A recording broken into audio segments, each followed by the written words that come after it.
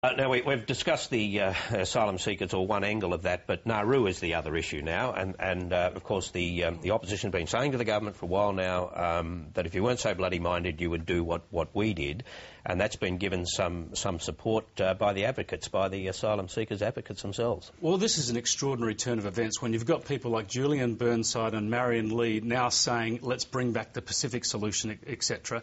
We've also had people like Robert Mann and Seville Ozdowski, the former Human Rights Commissioner, saying that the Pacific solution, it was a more humane approach. I mean, I think we've got to wind the clock back here a little bit and see what's gone on. And we had the Howard government bring in some tough policies. They copped a lot of vitriol from Labor, the Greens, the left, for these tough policies, but they worked. They stopped the boats, people were out of detention. When the Labor Party came into office, there were 6 people left in detention, and they mocked the Christmas Island facility as being a white elephant. Okay, and then they gave in to their left. They sought to mollify the left of their party, soften the borders, and now we have this absolute shambles with people suffering. If we wind back the clock, don't we also have to be honest and think through what it was about what happened during the Howard years that stopped the boats from coming? Was it offshore processing on Nauru and Manus Island, or was it actually more that people who got here were given temporary protection visas? Well, it was the whole suite of measures. Exactly. They all went together. The government's point, I think the point that the government is making is that of the people who were processed on Nauru and found to be refugees, about 95 or 96% of them came to Australia anyway. They want to make sure that the boats don't come. They say, as Jenny Macklin just did, to avoid another horrific repetition of what happened last December.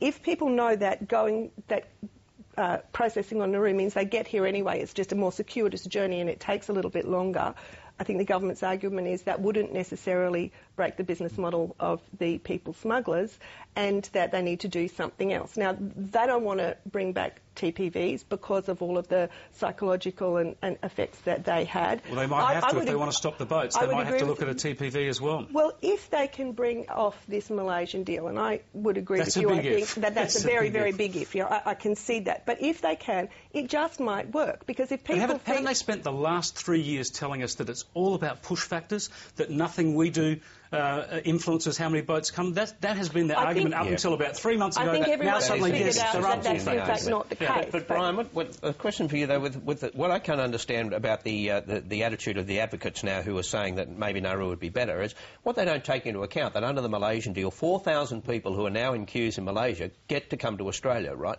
Why would they not take that into account and say that Nauru is a better proposition? That's a plus. I think what they're arguing is that, strangely, that Nauru is and you end up with more humane treatment, or have a better chance of more humane treatment on Nauru than you do in Malaysia. You might remember some of Michael Gordon's stories from the age on how some of the people were after 2 or 3 years on Nauru. They were not incredibly in great shape. Depressed, etc., etc.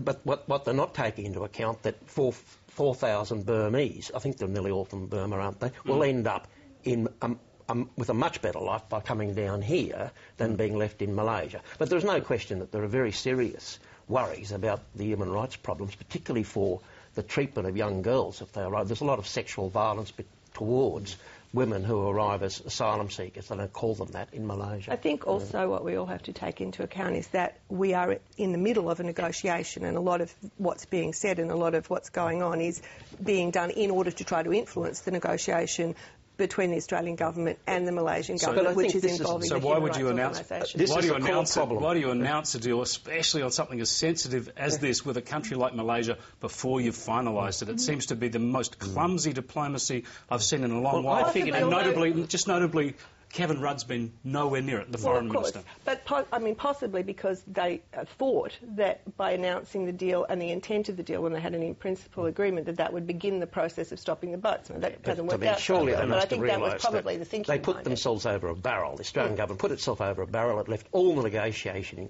strength in the hands of the Malaysians. The Malaysians are getting tough. And there's nothing we really can do because we badly want this agreement. This is a government that chronically starts debates before they're ready to argue it.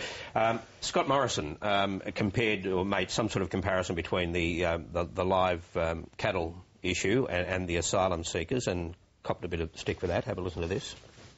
Earlier this week, Australians were horrified about the treatment of cattle in Indonesia.